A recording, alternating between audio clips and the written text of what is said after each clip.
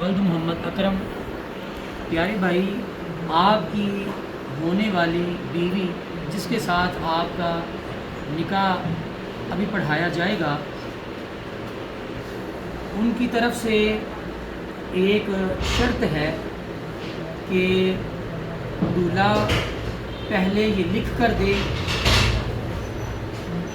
कि रोज़ाना ख़ुद भी 5 वक्त की नमाज़ पढ़ेगा और नमाज के हवाले से अगर मुझसे, दुल्हन का ये कहना है कि अगर मुझसे सुस्ती हो जाए, कोताही हो जाए, तो इस सिलसिला में दूल्हे को इजाज़त है कि वो मुझ पर भी सख्ती कर सकता है, मुझे सख्ती से नमाज पढ़ाए।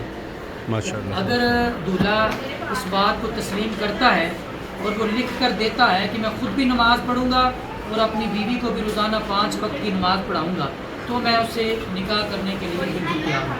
क्या आपको ये शर्त मंजूर है जी? माशाअल्लाह, बड़ी अच्छी बात है।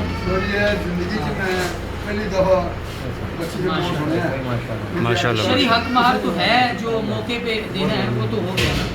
तो एक शर्त ये भी रखी है जी, दूल्हा खुद भी 5 वक्त की नमाज़ पढ़ेगा और मुझे भी सख्ती करेगा मुझ पर नमाज के हवाले से अगर मैं कोताही करूँ।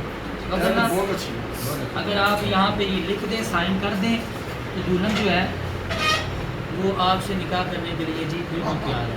यहाँ पे आप साइन करके ये जो है ना शर्त, इसके ऊपर कैमरा, ये पूरा जुमला आना चाहिए।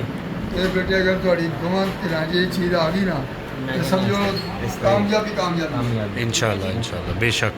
जिंदगी का पहला माशाअल्लाह। चलें जी, औरत अपने खान ये गल करे। बिस्मिल्लाहिर्रहमानिर्रहीम।